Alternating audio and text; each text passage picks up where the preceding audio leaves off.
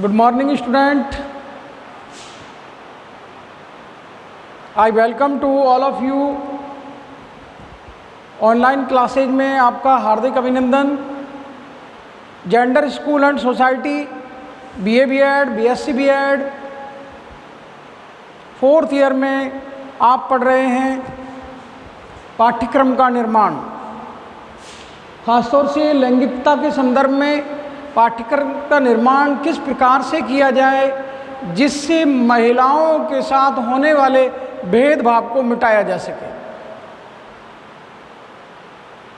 प्रशिक्षणार्थियों, मैंने आपको पाठ्यक्रम का अर्थ पढ़ाया, पाठ्यक्रम की कुछ परिभाषाएं भी दी और उस अर्थ से और उन परिभाषाओं से निकलकर ये आया कि पाठ्यक्रम के माध्यम से हम शिक्षा के निर्धारित लक्ष्यों को प्राप्त कर सकते हैं जिससे बालक का सामाजिक, नैतिक, आध्यात्मिक, चारित्रिक, सांस्कृतिक और संवेगात्मक व्यक्तित्व का सर्वांगीण विकास किया जा सके। प्रशिक्षणार्थियों, शिक्षण का उद्देश्य ये है कि बालक को उसके जीवन में आने वाली उन समस्याओं का सामना करना है और एक सामाजिक और सद नागरिकता के गुण अपने अंतर्मन में उतारने हैं। अपने कार्य से और व्यवहार से सामाजिकता, सदनागरिकता और विषम परिस्थितियों में अपने आप को ढालना।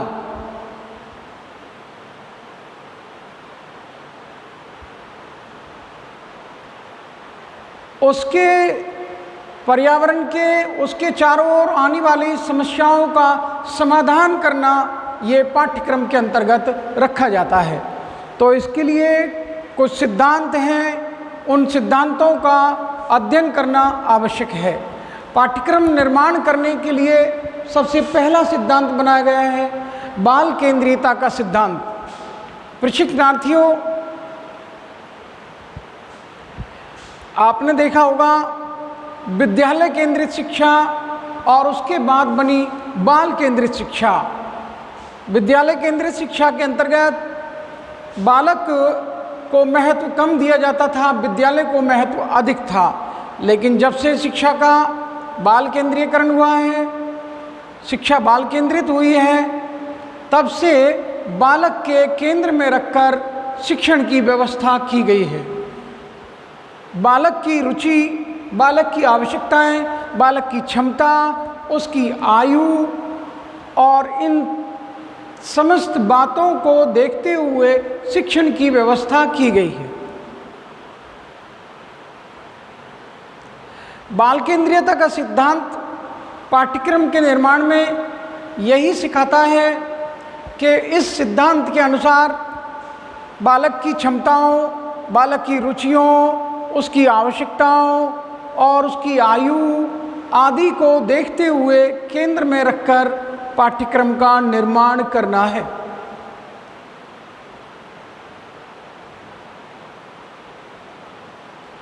पाठ्यक्रम के निर्माण में बाल केंद्रीयता का सिद्धांत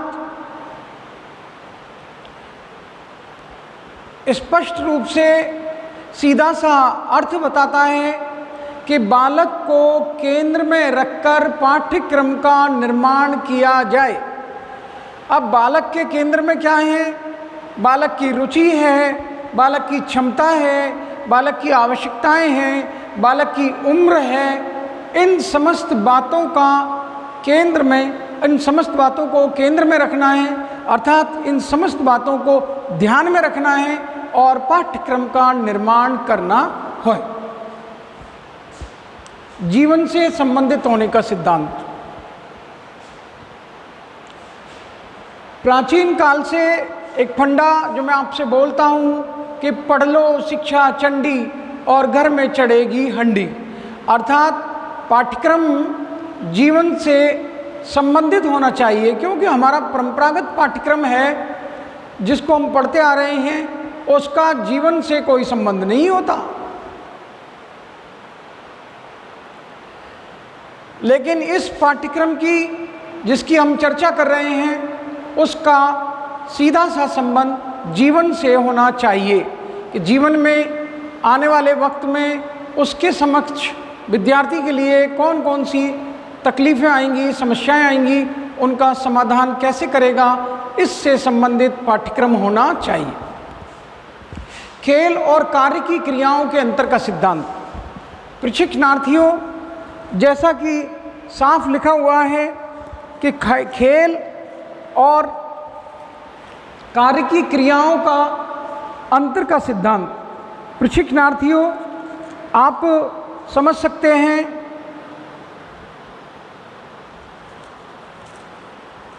कि खेल और कार्य की क्रियाओं के अंतर का सिद्धांत। प्रशिक्षणार्थियों, ज्ञान को ऐसा बनाया जाए कि बालक उस ज्ञान को खेल खेल में प्राप्त कर ले, बालक उस ज्ञान को खेल समझकर प्राप्त कर ले। ऐसी क्रियाएं, ऐसे सिद्धांत, खेल और कार्य की क्रियाओं के अंतर का सिद्धांत कि ज्ञानात्मक क्रियाओं को वो खेल खेल में प्राप्त कर ले, ऐसे पाठ्यक्रम का निर्माण किया जाए जिसमें ज्ञानात्मक क्रियाएं एक खेल के रूप में बालकों को प्राप्त हो जाएं। बालक ज्ञान तो प्राप्त करें लेकिन खेल खेल में। प्रशिक्षणार्थियों, रचनात्मक एवं सृजनात्मक शक्तियों के उपयोग का सिद्धांत। अगला जो सिद्धांत है वो रचनात्मक और सृजनात्मक। मैं आपके लिए 3 कोटेशन बोलूँगा, आप गैस लगाइएगा। O K R R। आप नहीं समझ सकते, मैं समझा देता हूँ। O से ओसामा, O से ओबामा, और K से भगवान श्री कृष्ण और K से कंस, R से भगवान श्री राम और R से हैं आपके रावण। आप देख लीजिए, तीनों के कार्यों को अंजाम देते हुए 3 व्यक्तियों का मैंने चयन किया है। 3 के पास में सृजनात्मक शक्तियां हैं, 3 के पास में रचनात्मक शक्तियां हैं और 3 के पास में विध्वंसात्मक शक्तियां हैं।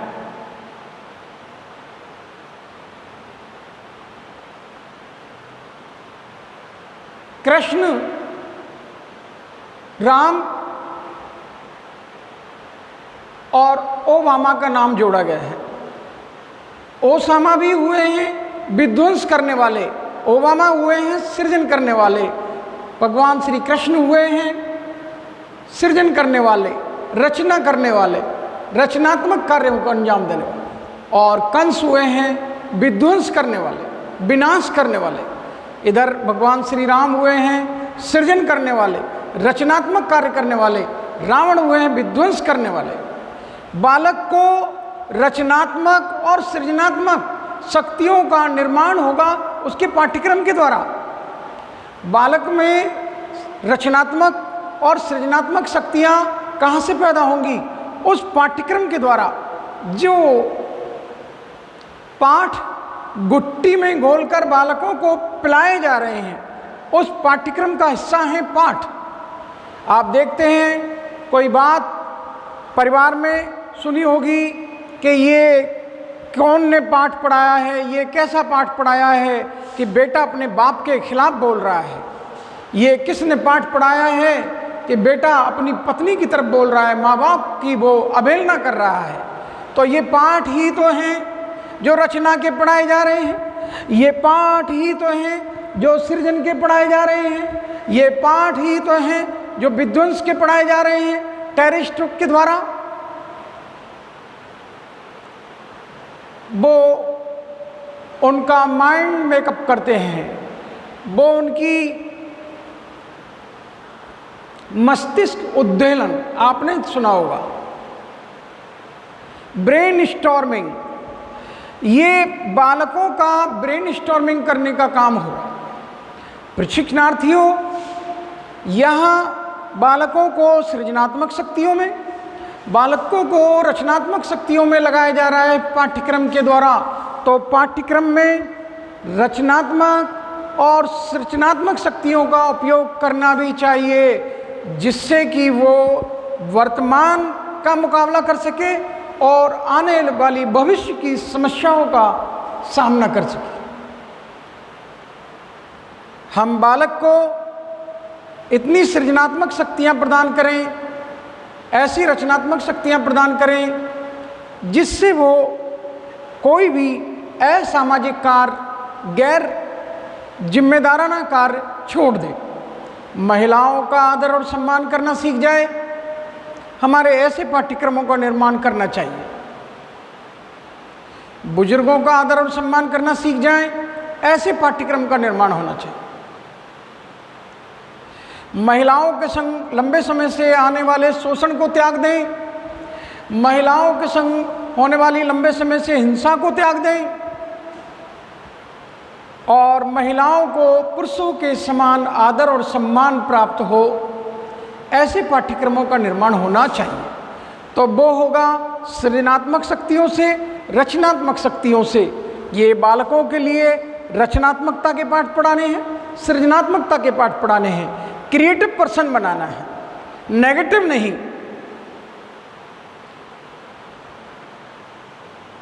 उनकी सोच को सकारात्मक बनाना है।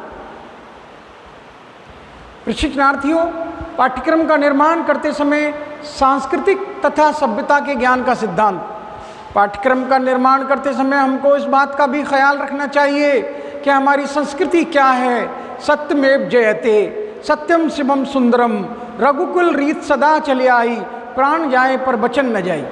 वो यत्र नरस्तु पूजन्ते तत्र रमन्ते देवता। हमारे वेदों की वाणी, हमारे अन्य शास्त्रों की वाणी, उन आध्यात्मिकता के पाठ, वो धार्मिक रीति रिवाज और वो संस्कार, हमारी संस्कृति, वो पाठ बालकों को पढ़ाए जाएं जो हमारी सांस्कृतिक धरोहर को संजोकर रखते हों और हमारी सभ्यता के ज्ञान को उसमें समाहित किया जाना चाहिए। सिंधु घाटी सभ्यता के लोगों ने किस प्रकार से नगर का नियोजन किया था, वहाँ नाली और सफाई की कितनी उत्तम व्यवस्था थी, वो नगर नियोजन की सभ्यता वो बालकों को पढ़ाई जाए कि आप कैसे रहते हो और हमारे पूर्वज, हमारी सभ्यता में लोग इस प्रकार से भी जीवन गुजारते थे। ये हमारी संस्कृति और सभ्यता के पाठ भी पाठ्यक्रम के अंतर्गत रखे जाने चाहिए। अगला है अनुभवों की पूर्णता का सिद्धांत। जैसा कि पाठ्यक्रम में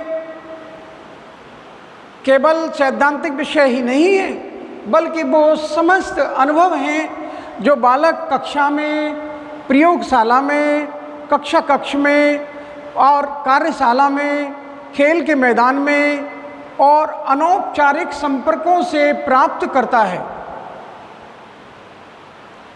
वो सारा का सारा ज्ञान, जैसा कि माध्यमिक शिक्षा आयोग ने कहा है कि बालक को केवल सैद्धांतिक विषयों से ही ज्ञान नहीं होता, बल्कि वो वहाँ से भी सीखता है जो उसको खेल के मैदान से प्राप्त हो रहा है ज्ञान और अनुभव। वो उसको प्रयोगशाला से जो अनुभव, उसको पुस्तकालय से जो अनुभव प्राप्त हो रहा है, उसको खेल के मैदान से जो अनुभव प्राप्त हो रहा है, उसको कार्यशाला से जो अनुभव प्राप्त हो रहा है, उसको अनौपचारिक संपर्कों से जो ज्ञान प्राप्त हो रहा है, वो वहाँ से भी सीखता है। तो इसलिए अनुभवों की पूर्णता का सिद्धांत भी अपनाना चाहिए। ज्ञान ही सब कुछ नहीं है, अनुभव भी है। बालक को ज्ञान कराया कि आँख की मोमबत्ती के पास जाओगे तो जल जाओगे, नहीं माना, हाथ लगाया, जल गया, अनुभव हो गया, स्थायी ज्ञान हो गया। अब जीवन में वो कभी भी आँख को नहीं छुएगा। तो अनुभवों के ज्ञान का सिद्धांत भी रखा जाना चाहिए। उत्तम आचरण के आदर्शों की प्राप्ति का सिद्धांत। प्रशिक्षणार्थियों, जैसा कि मैं आपको पहले बता चुका हूँ, जब तक हम या हमारे बालक उत्तम आचरण करना नहीं सीखेंगे, हम महिलाओं के साथ में हुस्ने सलूक नहीं कर पाएंगे। हमको हमारे देश की महिलाओं के साथ, हमको अपने बड़ों के साथ उत्तम आचरण के आदर्श प्रस्तुत करने होंगे। और उत्तम आचरण के आदर्श प्रस्तुत जब करेंगे जब हमने ये उत्तम आचरण के आदर्शों को ग्रहण किया होगा, अपने जीवन में ढाला होगा, तभी तो हम आदर्शों के लिए कहें। ये मूंग और मसूर की दाल,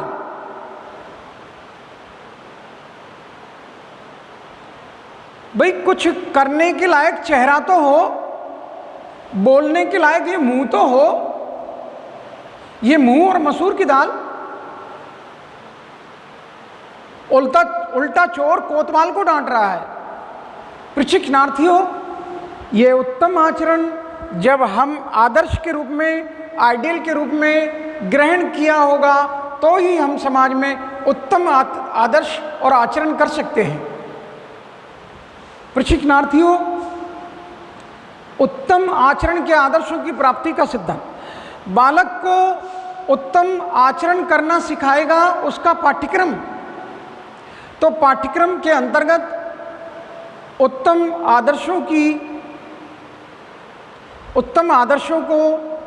आचरण के आदर्शों को एक स्थान मिलना चाहिए, जिससे बालक समाज में प्रशंसनीय व्यवहार करना सीख जाएं।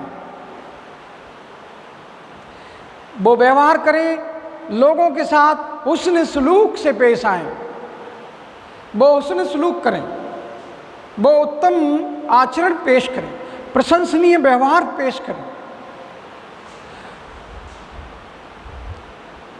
वो अपनी सिटीजनशिप दिखाएं, सद नागरिकता के गुणों से भरे पूरे हों।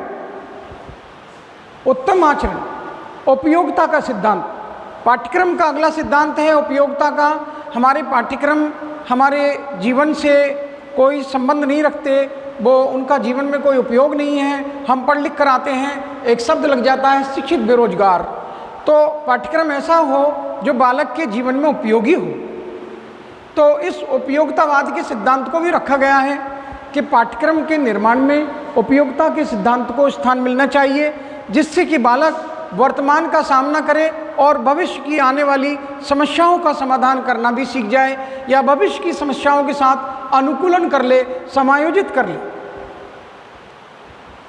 अपने आप को समायोजित कर ले। अग्रदर्शिता का सिद्धांत वो ही सेम ही है। बालकों को पिछड़ा हुआ नहीं रखना है।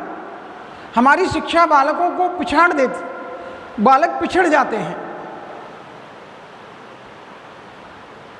वो जीवन के संघर्ष में आकर पिछड़ जाते हैं और अपने आप को पाते हैं अपंग कि हमने शिक्षा हासिल करके क्या हासिल कर लिया। तो बालकों को फॉरवर्ड करना है, उनको फॉरवर्ड लुक देना है। अग्रदर्शिता के लिए अर्थात बालक को अग्रदर्शी बनाना है और वो अपनी आवश्यकता के अनुसार जो परिवर्तन है उसको कर ले और उन समस्याओं से अनुकूलन कर ले, उन परिस्थितियों से अपना तालमेल बिठा ले।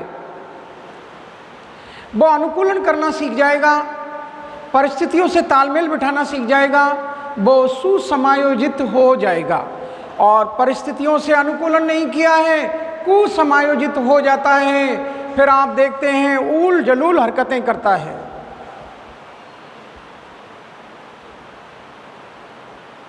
एक बाप एक बेटे की ऊल जलूल हरकतों को देखकर और किसी व्यक्ति ने कहा कि मैं तेरी शिकायत तेरे पिताजी से करूंगा, और शिकायत करने के लिए गए तो पापा जी और बड़ी हरकतें कर रहे थे, ऊल जलूल। समझ सकते हैं? वो ऊल जलूल हरकतें या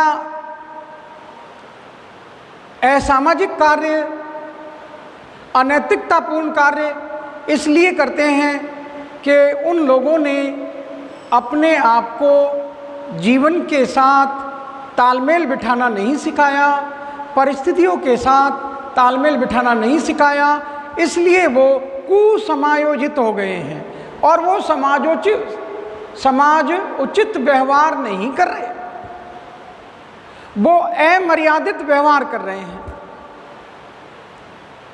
समाजोचित व्यवहार नहीं कर रहे, इसलिए वो पिता पुत्र की स्थिति एक जैसी है।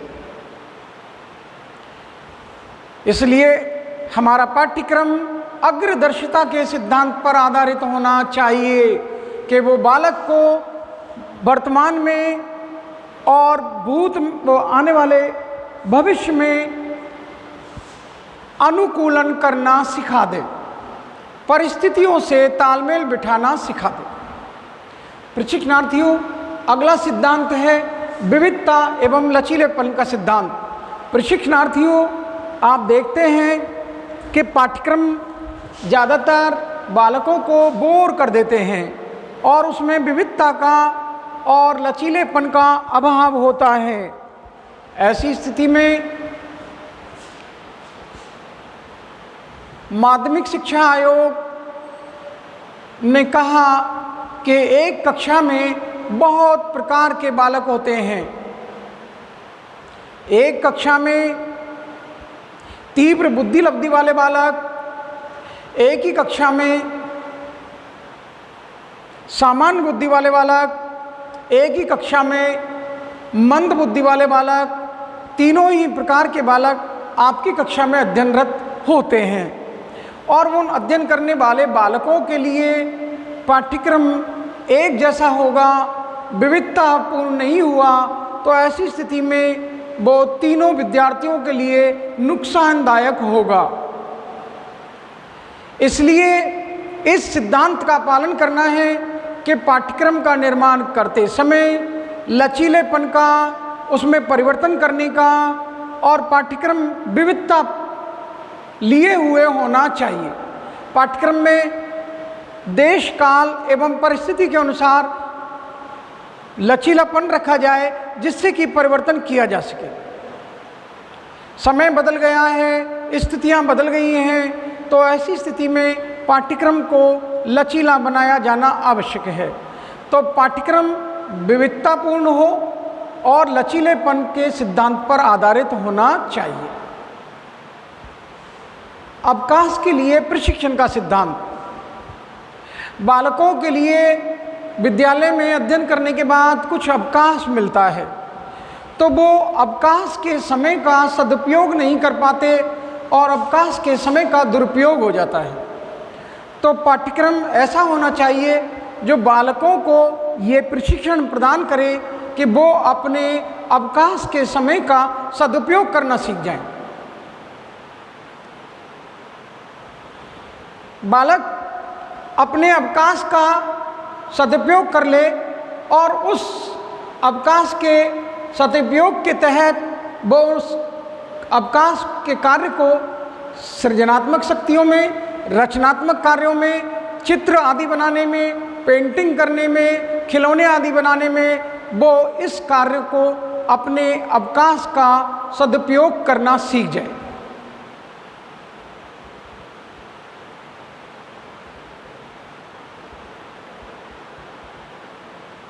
विभिन्न कार्यों के माध्यम से वो अपने अवकाश का सदुपयोग करना, क्योंकि उसको अवकाश के सदुपयोग की ट्रेनिंग दी गई है, प्रशिक्षण दिया गया है। प्रशिक्षणार्थियों, जीवन से संबंधित समस्त क्रियाओं के समावेश का सिद्धांत। ये भी बात बहुत अच्छा है कि बालक को उद्देश्य है, बालक का शिक्षा का उद्देश्य है बालक के व्यक्तित्व का सर्वांगीण विकास, और सर्वांगीण विकास हम तभी कर पाएंगे जब बालक बहुमुखी प्रतिभा का धनी बनाया गया हो। बालक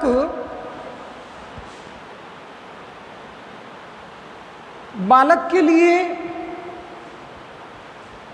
मनो, शारीरिक, सांवेगिक, सामाजिक, नैतिक, राजनीतिक, आध्यात्मिक, सांस्कृतिक इन सभी गुणों से बालक को भरपूर शिक्षा प्रदान करनी होगी।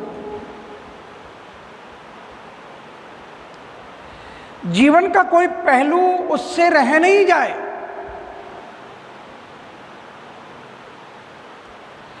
जिससे जीवन में आने वाली समस्याओं का वो सामना करना सीख जाए।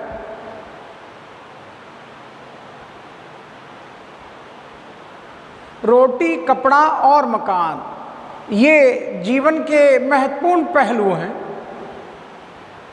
इनके बिना जीवन को जीना, चलाना मुश्किल ही नहीं, नामुमकिन है। रोटी के बिना चलाकर तो बताओ, कपड़ों के बिना चलाकर तो बताओ, और चलो मकान के लिए नहीं तो आपको कहीं फुटपाथ पर भी रहना पड़ेगा, वो भी एक छोटा सा मकान ही है, चाहे झोपड़ी हो। फुटपाथ पे भी डेरा तो डाल ही रखा है। प्रशिक्षणार्थियों, बालक को उसके व्यक्तित्व का सर्वांगीण विकास करना शिक्षा का उद्देश्य, और इस उद्देश्य की पूर्ति के लिए ये आवश्यक है कि बालक को ये समस्त क्रियाएं जो जीवन से जुड़ी हुई हैं वो उसको पाठ्यक्रम के अंतर्गत मिल जाएं, उसको विद्या के अंतर्गत मिल जाएं, उसको विद्यालय में प्राप्त हो जाए। वो शिक्षा प्राप्त करते समय इस ज्ञान को प्राप्त कर ले कि जीवन से किस प्रकार से उसको समस्याओं का छुटकारा दिलवाया जा सकता है। उसके जीवन से संबंधित समस्त क्रियाओं को पाठ्यक्रम में स्थान मिलना चाहिए।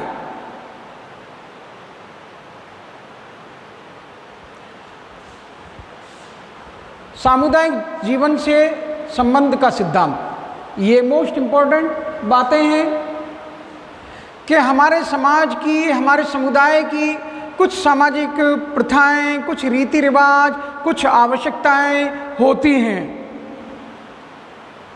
उन आवश्यकताओं को,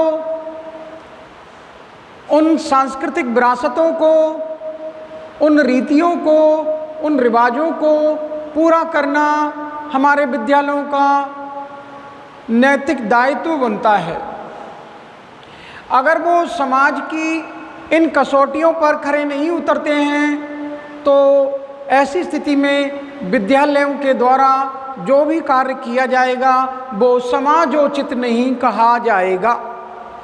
इसलिए सामाजिक समस्याओं का, सामाजिक परंपराओं का, सामाजिक प्रथाओं का, सामाजिक आवश्यकताओं का, उसका पूरा सामुदायिक स्थितियों का ख्याल रखना होगा कि इस समुदाय की, इस समाज की स्थानीय आवश्यकताएं कौन सी हैं, इस समाज की प्रथाएं और परंपराएं कौन सी हैं, इन बातों का ख्याल रखना होगा।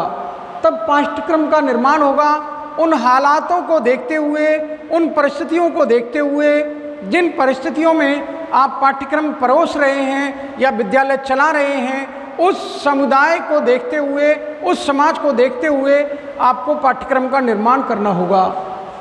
क्योंकि सुनागरिकता के पाठ आप पढ़ाएंगे तो किसी समुदाय को, समाज को आप सद्नागरिकता के गुणों से भर देंगे।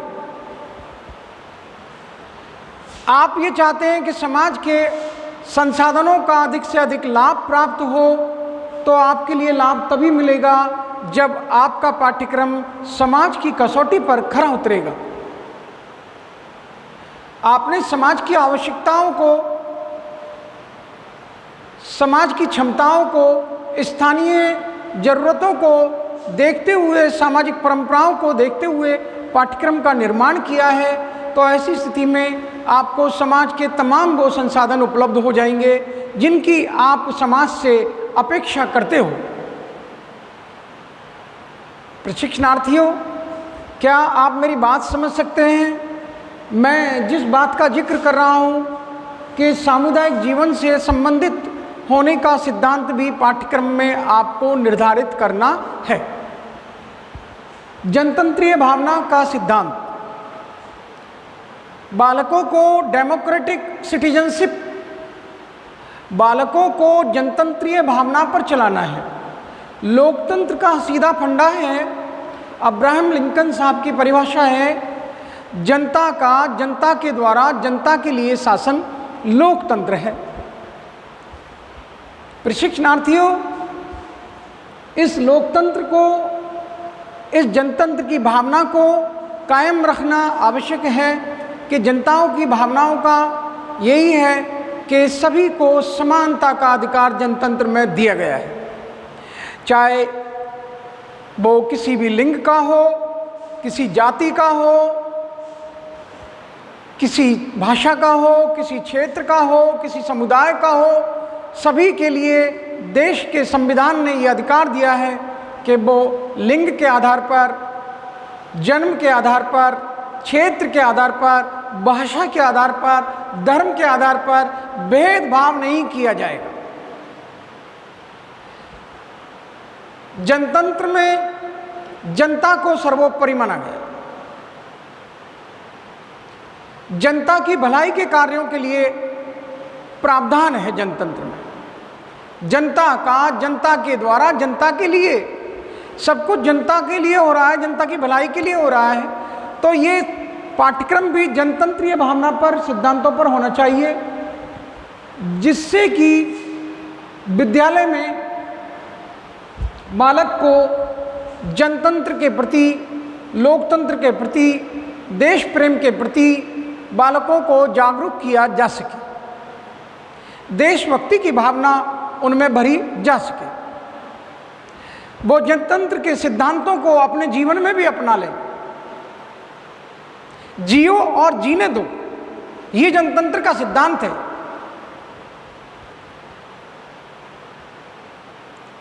आप भी जिए, औरों को भी जीने दें।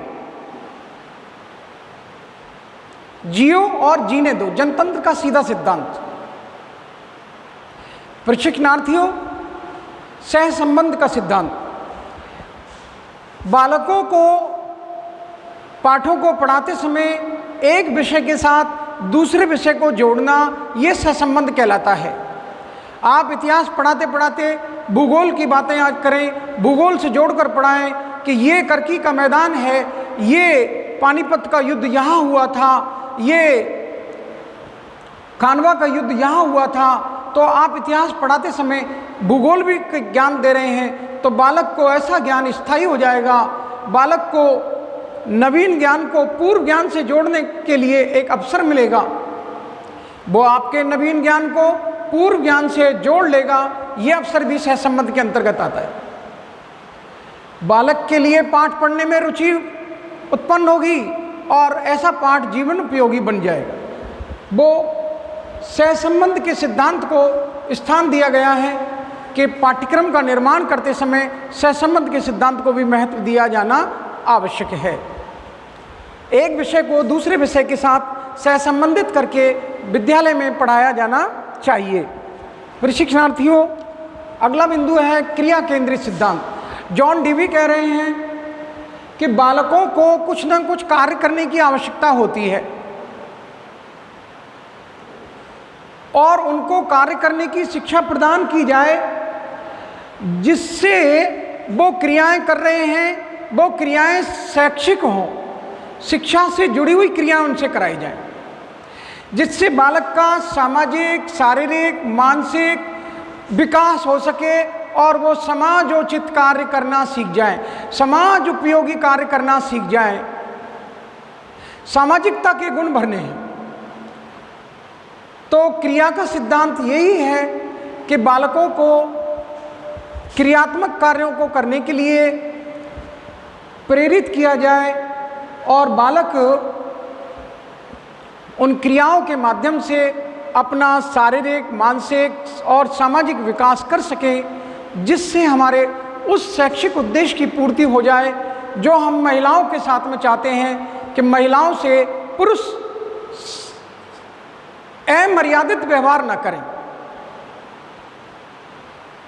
समाजोचित व्यवहार करें, सद्भावनापूर्ण व्यवहार करें, उनका आदर और सम्मान करें, समाज उपयोगी कार्य करें।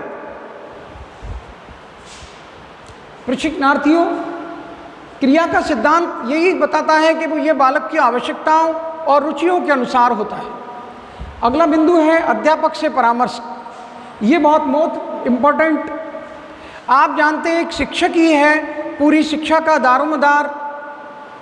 चाहे अच्छे अच्छे पाठ्यक्रम जोड़ लिए जाएं, अच्छे से अच्छे तीव्र बुद्धि लब्धि वाले विद्यार्थी हों, और जब तक शिक्षक नहीं होंगे उन तीव्र बुद्धि लब्धि वाले बालकों का कुछ नहीं बनेगा, अच्छे से अच्छे पाठ्यक्रम का नहीं बनेगा।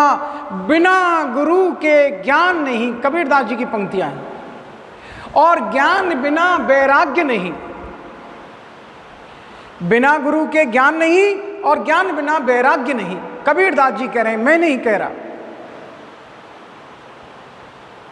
प्रशिक्षणार्थियों, ये गुरु ही हैं, गुरु ब्रह्मा गुरुदेवो महेश, गुरु विष्णु गुरुदेवो महेश्वरा, ये गुरु ही हैं।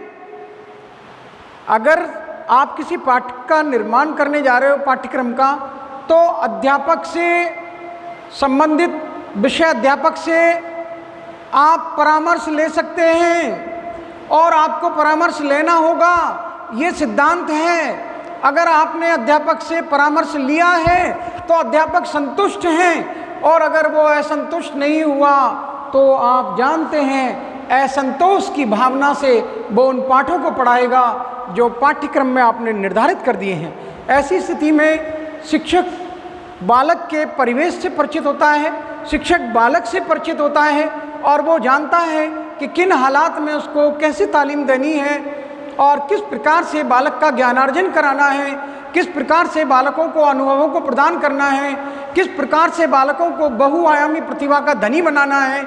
एक शिक्षक की परामर्श के सिद्धांत की आवश्यकता महसूस होती है। तो इसलिए पाठ्यक्रम के निर्माण में एक शिक्षक के अध्यापक के परामर्श का सिद्धांत, अध्यापक से परामर्श का सिद्धांत भी निर्धारित किया गया है। तो इसको भी पाठ्यक्रम में प्रमुख स्थान दिया जाना चाहिए। इससे अध्यापक को आत्मसंतुष्टि होगी और सेल्फ सेटिस्फिकेशन हमें अंदर से आनंद देता है, और जब हमें अंदर से आनंद आता है तो हम उस कार्य को बढ़ चढ़ कर करते हैं। किसी को गीत गाने में आनंद आता है, किसी को डांस करने में आनंद आता है, किसी को कविता पाठ करने में आनंद आता है, किसी को अच्छी पेंटिंग बनाने में आनंद आता है, किसी को अच्छे भोजन बनाने में आनंद आता है। तो शिक्षक से इस आनंद का परामर्श लिया जाना चाहिए, जिसको कि वो आनंद को बालकों को बांट सके और आनंददायी शिक्षा ग्रहण हो सके, जिससे कि समाज में सर्वानंद की स्थिति बन जाए। बालक फिर कोई भी अमर्यादित व्यवहार, असामाजिक व्यवहार नहीं करेंगे। प्रशिक्षणार्थियों, मेरा एक छोटा सा पाठ मैंने आपको पढ़ाया कि पाठ्यक्रम का निर्माण करते समय हमें इन प्रमुख बातों का ख्याल रखना है, और आप इन सिद्धांतों को समझ लीजिए। और मैं समझता हूँ आपके समझ में ज़रूर आ गया होगा, मैंने खोलकर बताया है। और जिन छात्र अध्यापक छात्र अध्यापिकाओं को कोई भी सवाल करना है, आप सवाल कीजिए, आपके माकूल सवालों के माकूल जवाब दिए जाएंगे।